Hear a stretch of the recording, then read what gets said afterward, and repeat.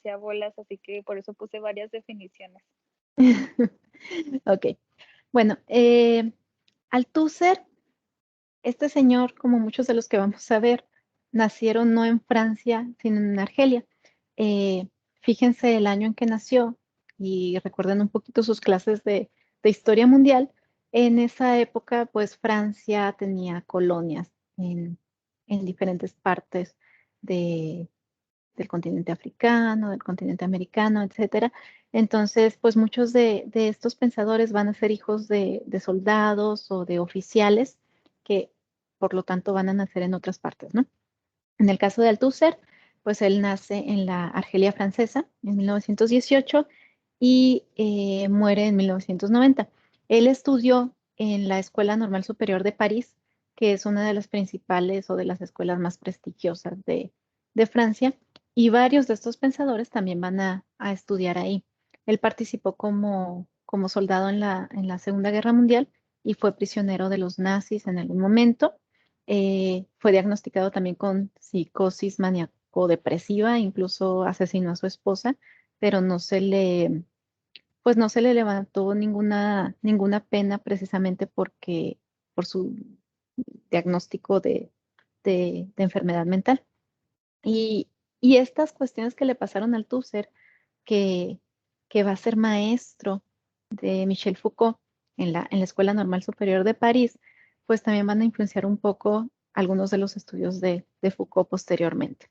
Y entonces, bueno, nada más para que tengan de nuevo, cuando veamos a Derrida, la próxima clase, se van a dar cuenta porque en este curso he estado poniendo siempre como que el contexto de los pensadores, eh, porque les digo, no surge de la nada, ¿no? Las ideas no surgen de la nada, entonces es importante ver, bueno, quiénes eran ellos.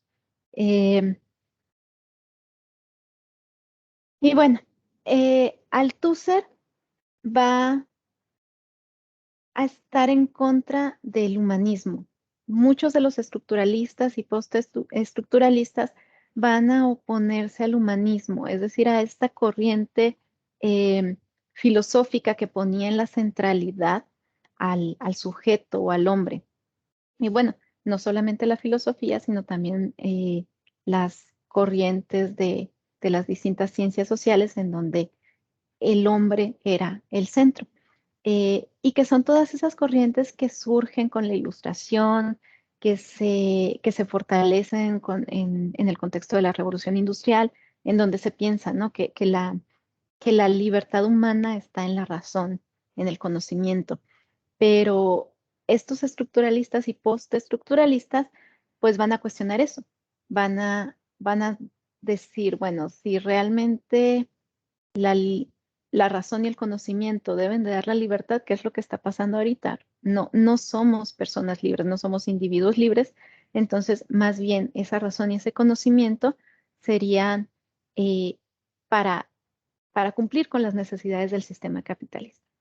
Y entonces por eso se van a oponer a ese humanismo, a esa centralidad de, del individuo, del ser humano en todo el análisis de la sociedad. Ellos van a decir que por el contrario, todo este humanismo, toda esta corriente humanista va a ser un mito creado por parte de la ideología burguesa para ocultar a todos los individuos cuáles son realmente las cosas que los gobiernan, ¿no? Y cómo ellos son parte de relaciones de dominación que los atrapan. Y entonces de ahí va a surgir esta idea de que el sujeto es un producto ideológico realmente. Y para hablar de esto, bueno, ya como nos mencionaba bien Julia, Althusser va a referirse a muchos de los textos de Marx, pero le va a dar un paso más, ¿sí? Entonces, él va a decir, bueno, sí, el Estado es como que el ente superior que ayuda a la reproducción del sistema capitalista. El Estado es un agente represor y tiene monopolio legítimo de la fuerza. Es decir, puede haber otras entes, otros cuerpos, otras instituciones que surjan u organizaciones como el crimen organizado o no sé, guerrillas cuerpos de guerrillas que obviamente también utilizan la fuerza, pero no tienen un uso legítimo de la misma. El Estado es el único que tiene un monopolio legítimo. Y bueno, su aparato represivo está compuesto por el ejército, por la policía, por el sistema judicial. Pero lo que dice Althusser es que en las naciones en donde el Estado hace un uso excesivo de este aparato represivo, no consigue florecer el sistema capitalista. ¿Sí? Y pensemos en ejemplos. ¿En qué tipo de naciones es donde vemos más, sobre todo en esta época de Althusser, en los 40, 50, 60, en qué tipo de naciones era donde se veía que los estados hacían un uso del aparato represivo con más fuerza? Pues en los que se identificaban como comunistas socialistas, ¿sí? Entonces, ahí pues sí, no se podía reproducir realmente las formas de producción capitalista. En cambio, en otros estados, en donde hay un sistema económico capitalista, pues el Estado tiene que limitar su uso represivo y por el contrario, pues hace un uso mayor del aparato ideológico. El aparato ideológico sirve justamente para normalizar la división del trabajo, la reproducción del sistema, eh, para hacer creer a los individuos que son autónomos, que son libres y puede incluir posturas contradictorias porque estas mismas posturas contradictorias permiten crear esa ilusión de libertad. Entonces, hasta cierto punto, pues el ser humano dice, no, es que yo estoy opuesto a esto, pero lo hemos visto en otras ocasiones, ¿no? Si te opones a una cosa, a fin de cuentas terminas identificándote con otra que ya existe. Y entonces, mientras estén todos dentro de ese límite de contradicciones que puede manejar el Estado, está bien, se sigue reproduciendo todo. Entonces, ahí es donde aparecen los aparatos ideológicos del Estado que menciona Althusser. Y esto aparece por primera vez en un texto que se publicó en 1970, el año 70. En la clase anterior vimos el documental sobre el Mayo francés y hablábamos del contexto, no nada más en Francia, sino en el resto del mundo, de todos estos movimientos sociales, ¿sí? Que estallan en muchas partes en el 68. Entonces, de nuevo, todo tiene relación. Y Althusser dice que entre los principales aparatos ideológicos del Estado está la familia, están las iglesias, las escuelas públicas, privadas, los medios de comunicación públicos o privados, todo lo que es el aspecto cultural, ahorita nos decía Julia, ¿no? El arte, todo esto, los partidos políticos también, obviamente. Entonces, es difícil o era difícil hasta ese momento que aparece con este texto de Althusser, pensar en que, por ejemplo, la familia o las escuelas fueran aparatos ideológicos del Estado, ¿no? Era como contradictorio, que no se supone que la escuela te permite justamente como que abrir la mente y liberarte, pues, pues no, realmente es una de las instituciones básicas para la reproducción del sistema capitalista y de estas relaciones de dominación. Sí, Paulo.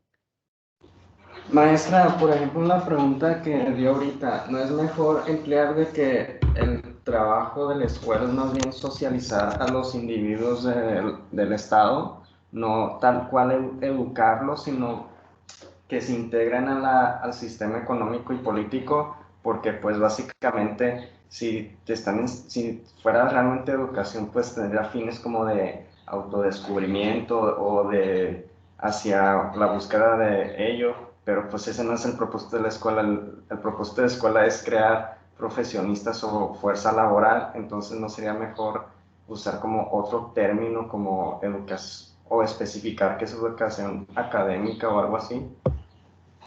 Pues sí sería lo ideal, pero el punto es que entonces se perdería esa intención ideológica de este aparato. O sea, si la escuela se dividiera y desde el inicio dijera, bueno, en estas escuelas nada más te vamos a enseñar a pensar y a encontrarte a ti mismo. Y en todas estas escuelas te vamos a ayudar solamente a que adquieras las habilidades necesarias para el trabajo. En primer lugar, ya estaría diciendo cuál es su fin. Y en segundo lugar, ya cuando veamos a Foucault lo podemos cuestionar más. Realmente las que se identifiquen como aquellas que buscan educar y ayudar al individuo a que se conozca y se construya a sí mismo, ¿tú crees que realmente funcionarían? O sea, ¿realmente puede haber escuelas cuyo fin sea ese? No creo. A lo que me refería, que como investigador se debería de poner una categoría totalmente diferente de educación, porque muchos afirman de que, bueno, para tener una democracia debe haber un pueblo educado. Ok, que es un pueblo educado, que reciba educación básica, superior, pero pues más que un La pueblo. escuela formal. Ajá, es más básicamente socializar a toda la población. Por ejemplo, es un Ujú, problema de que básicamente para mí la ética también es una forma de doctrina, porque claro. hace que los individuos se puedan integrar a una sociedad. Y por ejemplo, si Ujú. no enseñas eso en educación formal, las personas se van a comportar de manera pues poco, no se van a integrar a una sociedad básicamente. Ujú. Sí, pero es que es eso, o sea, a fin de cuentas, la escuela y este concepto, esta idea de educar, eh, pues esa es su finalidad. Como tú dices, así tal cual como tú lo dices, socializar al individuo para que le entre al sistema. Pero no solo eso, o sea, la familia también. Y no porque, y aquí esto es algo que debe de quedar muy claro y también, o sea, es parte de lo que dice Althusser. No se trata de que, pues es que entonces los profesores o nuestros papás o los sacerdotes son personas malas que nos quieren tener en este estado de em, esclavitud en el sistema, ¿no? El punto es que la mayoría de estos aparatos ideológicos del Estado no saben que, que lo son. O sea, no es consciente este apoyo a la reproducción del sistema. Simplemente, y ese es el punto de que algunos pueden oponerse. Y ahí creo que en la lectura en alguna parte decía que en muchas escuelas hay profesores que tratan como de ir en contra de, o sea, de enseñarles a los estudiantes a darse cuenta de todo esto, ir en contra de qué es lo que yo también quisiera hacer. Pero eso no nos libra. A fin de cuentas, por eso son aparatos ideológicos, porque el hecho de que una o dos personas se opongan no tumba toda la función de este aparato. Sí, o sea, es un todo. ¿Por qué? Porque estamos dentro de esa estructura. Incluso si nos oponemos a su función, pues entonces es una contradicción. Si me opongo totalmente a esa función, ¿qué estoy haciendo aquí? O sea, me explico. En el caso de la familia, les digo, no se trata de que, no, pues es que entonces los papás son malos porque nos dicen que debemos de estudiar para trabajar. Lo que pasa es que no lo hacen conscientemente, pero a fin de cuentas funcionan para la reproducción del sistema y la reproducción de esas relaciones de dominación. Al menos eso es lo que, sí, Perdón por interrumpir. no, adelante. Podría ser, por ejemplo, el típico de que no estudies esto porque no te va a dejar dinero, mejor estudia esta carrera. Exacto. Sí, por eso les digo, es que no puede, o sea, el hecho de darle ese toque o de envolver a estos aparatos con esos discursos liberadores es parte justamente de lo que Althusser destaca, que ahí está justamente su función, en el hecho de que las iglesias, sea la que sea, cada quien y sus creencias, pero las iglesias buscan también liberar algo de los seres humanos, ¿no? O sea, como que los seres humanos se encuentren ahí algo que están buscando. La familia, pues se supone que también es como que ese ente que protege al individuo. Las escuelas no hay escuelas que, que busquen mantener esclavizado al individuo. O sea, se supone que su función y su motivación, pues es dar conocimientos pues, para ayudar a esa liberación del ser humano. Pero, de nuevo, es solamente ese discurso el que ayuda a que se sostenga el aparato. ¿Por qué? Porque justamente no se identifica tal cual como un ente represor, como si lo es la policía, el ejército, el sistema jurídico judicial, ¿sí? Entonces, aquí, bueno, a lo mejor destacan los partidos políticos, pero incluso en eso, aparentemente hay una base de libertad. El que haya partidos y no un partido implica bueno, las personas pueden identificarse con el que se acerque más a sus ideas y a sus preferencias. Entonces, justamente es eso, es esa aparente no relación con el Estado y con el sistema lo que los vuelve tan fuertes en su reproducción. ¿Y cómo lo hace? Ahí viene este concepto de interpelación. Interpelación es justamente el hecho de ser reconocido como sujeto por otro, ¿sí? Tenemos al sujeto con S mayúscula. Ese sujeto con S mayúscula puede ser una persona o puede ser una institución, un organismo, el mismo sistema, ¿sí? Y hay un supuesto sujeto libre, y libre así entre muchas comillas, de nuevo, en este discurso humanista de la libertad y la racionalidad. Pero a fin de cuentas, cuando uno se reconoce eh, como sujeto libre, ya está siendo interpelado. Interpelación es reconocerse a un llamado. Entonces, en un ejemplo muy burdo, si yo aquí digo, Andrea, y Andrea dice, sí, ¿qué pasó? Está siendo interpelada. O sea, yo la llamo, ella responde, ella se identifica y ya fue interpelada, ¿sí?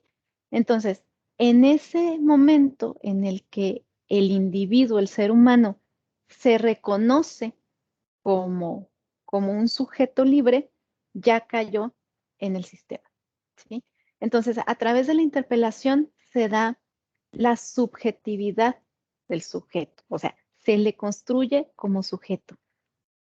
Tiene, tiene identidades, ¿sí? Es lo que comentábamos la vez pasada. Piénsense, si yo les digo quiénes son, y por eso el video primero que vimos, si alguien les pregunta, ¿quién eres? Inmediatamente ustedes ya están siendo interpelados al momento de decir, no, pues yo soy estudiante, yo soy hombre, yo soy mujer, yo soy fulanito, yo soy fulanita, yo soy juarense, yo soy mexicano, yo soy lo que quieran que digan en la forma en que ustedes se identifican, ya están siendo construidos como sujetos, ¿sí? Entonces, esa es la interpelación, cuando un sujeto con S mayúscula eh, hace un llamado y uno se reconoce. Entonces, pensemos en el video que vimos al inicio. Estos dos personajes dicen, no, pues nacimos en una familia tal y tal y tal. Eh, ya al momento de estar dentro de una familia con ciertas características, están siendo interpelados por el sistema a ser sujetos de ciertas características, ¿sí? Eh, una estaba llamada a ser primero pues vendedora de verduras y no sé qué, el otro a ser exitoso en todo lo que hacía. Eh, cuando, cuando este señor empieza a obtener fama, dicen, es que tú eres famoso. Al momento él de reconocerse como que, ah, sí, soy famoso, ya está siendo interpelado por ese sistema, ¿no? O sea, por la fama del sistema. En el momento en el que la chica también le permiten decir las líneas y actuar, ya ella está también siendo interpelada en ese sistema, o sea, ya entró al juego del sistema. Entonces, todo esto es la interpelación.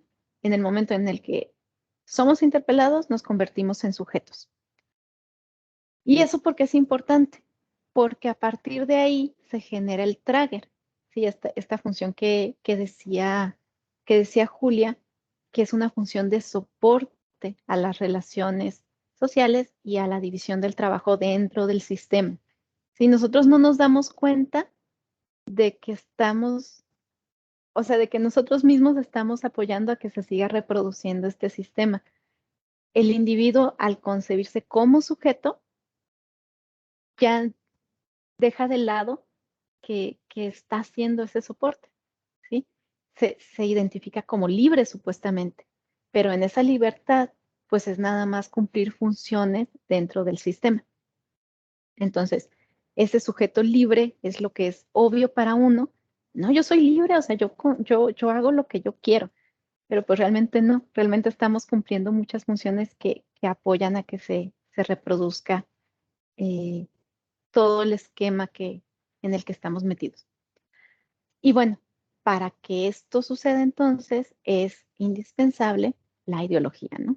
Por eso Althusser dice que la ideología debe de existir, o sea, no se puede intentar destruir la ideología o vivir sin ideología. ¿Por qué? Porque sin ideología no tendríamos una base como sociedad. Es por esto que dice que es omnihistórica y eterna. Es decir, no es única al sistema capitalista, no es única al comunismo, no es única a la época moderna o a las sociedades industriales. No, realmente ideología ha existido en cualquier sociedad, en cualquier momento de la historia de la humanidad. Es base para que se construya eh, pues cualquier conjunto de individuos que se dirijan a un mismo objetivo. Entonces, la ideología es esta estructura inconsciente que capta a los individuos y los convierte en sujetos, ¿sí? Para que comprendan su relación con el mundo. Y esto es algo parecido a lo que ustedes mencionaban al inicio, ¿no? Entonces, aquí puse una cita textual que viene ahí de Althusser. Solo una concepción ideológica del mundo puede imaginar sociedades sin ideologías y admitir la idea utópica de un mundo en el que la ideología sea reemplazada por la ciencia. 60, 70, de nuevo, recordemos que todavía había una corriente muy fuerte dentro de no solamente de las ciencias sociales, en general de la ciencia, de abogar por esta racionalización de todo.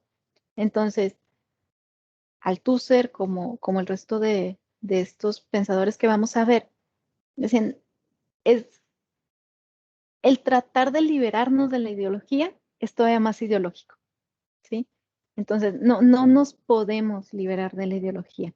Y la ideología o sea, no es algo que si existe ella no puede existir la ciencia, no son uno u otro.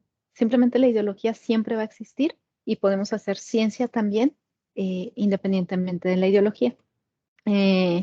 Bueno,